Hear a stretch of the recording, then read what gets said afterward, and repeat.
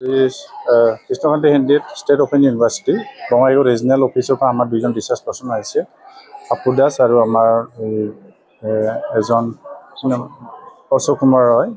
তো এখেতে আহিছে আজি এৱাৰনেছ প্ৰগ্ৰাম দিয়ে আমাৰ কৃষ্ণকান্ত হিন্দীৰ আণ্ডাৰত কি কোৰ্চ আছে আৰু সেইটো কৰি পেলাই কি হ'ব পাৰে।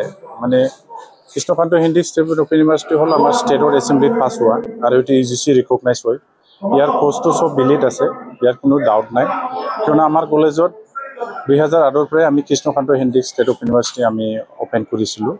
আগত BPP কোৰ্চ আছিলে, BA আছিলে, পিছত BPP কোৰ্চটো নাইকিয়া হৈছে আৰু কৃষ্ণকান্ত হিন্দী ষ্টেট অপেন ইউনিভাৰ্চিটিৰ আণ্ডাৰতে আমি DLED কোৰ্চ কৰিছিলোঁ SSA থ্ৰুদি।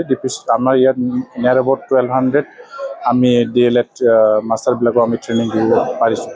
এতিয়া আমাৰ বঙাইগাঁও ৰিজনেল অফিচ খুলিছে, আমাৰ কাৰণে বহুত ভাল। এতিয়া কৰেছপণ্ডিং আমি গুৱাহাটী যাব নালাগে, আমি বঙাইগাঁৱতে কৰেছপণ্ডিং কৰিব পাৰে। তাৰ পৰাই কমিউনিকেট কৰিলে আমি আমাৰ দুখ চুখটো আমি কিবা কৰিব পাৰোঁ। আৰু ৰিজনেল অফিচৰ কৰ্মকৰ্তাবিলাক বহুত এক্টিভ হয়, সদায় কমিউনিকেট কৰে, আমি সিহঁতক ধন্যবাদ জ্ঞাপন কৰিছোঁ।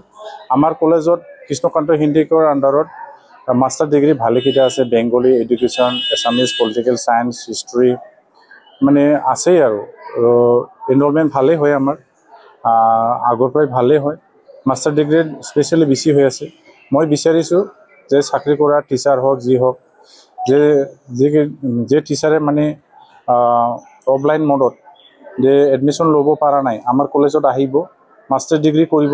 এতিয়া হাইস্কুলবিলাকত হায়াৰ ছেকেণ্ডাৰী অলৰেডি কৰিব বিচাৰিছে গভমেণ্টে, যে ইয়াতে মাষ্টাৰ ডিগ্ৰী আমাৰ কলেজৰ পৰা KK হিন্দীৰ আণ্ডাৰত এডমিশ্যন লৈ পেলাই মাষ্টাৰ ডিগ্ৰী কমপ্লিট কৰিব পাৰিব।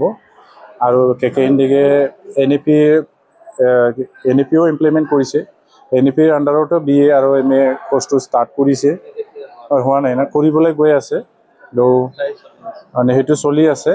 তো মই আজি বহুত ভাল পাইছোঁ আমাৰ ৰিজনেল চেণ্টাৰৰ পৰা ইয়াত আহি আমাৰ ছাত্ৰ ছাত্ৰীক সজাগ এৱাৰনেছ কেম্পেইন কৰিব।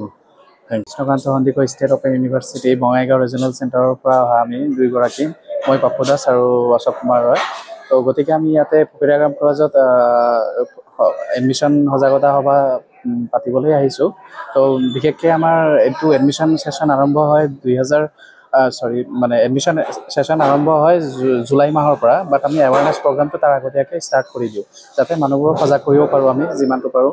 যিমানটো ৰিম'ট প্লেচেছ হওক, বেকৱাৰ্ড প্লেচেছ হওক, তাত গৈ কিনে আমি এডমিশ্যন এৱাৰনেছ পাতিবলৈ চেষ্টা কৰোঁ। আৰু সেই ফালৰ পৰা চাবলৈ গ'লে আমি বহুত পৰিমাণে সাফল্য অৰ্জন কৰিছে। আৰু এই সজাগতা সভাই মানে যিমান ধৰক কৰ্মৰত মানুহ, তেওঁলোকৰ প্ৰমোশ্যন বেছড কামত আহক, ডিগ্ৰী বা অলৰেডি যিবোৰ ষ্টুডেণ্ট মানে ৰেগুলাৰ মোডত কৰিব নোৱাৰা অৱস্থাত আছে, তেওঁলোকে যাতে ডিষ্টেঞ্চ মোডত কৰিব পাৰে, সেইটো কাৰণে বহুত সুবিধা সুযোগ আছে। আৰু আজিকালি যিটো ছিষ্টেম ৰেগুলাৰ মোডত চলিছে, ইয়াতে ডিষ্টেঞ্চ মোডতো একেটাই চলিছে। যিটো NEP বেছড চলি আছে এতিয়া, নিউ এডুকেশ্যন পলিচি 2020। তো সেইমতে ইয়াতেও ৰেগুলাৰত আমাৰ ডিষ্টেঞ্চত KK হিন্দীকত ছেইম চলিছে। ইয়াতে কিছুমানে ভাবিব পাৰে যে অপেন ইউনিভাৰ্চিটি হয়, তো অপেন বা ডিষ্টেঞ্চ হয়, কিছুমান সময়ত সংকীৰ্ণ ভাৱ থাকে আৰু যে আমি ইয়াতে এইটো ডিষ্টেঞ্চ মোডত হয়, ৰেগুলাৰ দৰে ডিগ্ৰীটো সমান নহয় নেকি, সেইটো একো ভুল ধাৰণা থাকিব নালাগে। সেইটো দুইটা ইকুৱেলি আজিকালি ইকুইভেলেণ্ট হয়। চ' এতিয়া যদি আপোনালোকে এটা ৰেগুলাৰ ডিষ্টেঞ্চত কিবা এটা কোৰ্চ কৰি আছে, তেনেহ'লে আপুনি চিমিলাৰলি আপুনি ডিষ্টেঞ্চত এটা কোৰ্চ কৰিব পাৰে।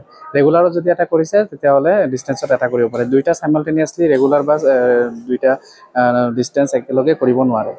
সেই অনুসৰি আমি ফকিৰাগাম কলেজকো ধন্যবাদ জনাইছোঁ ছাৰকো।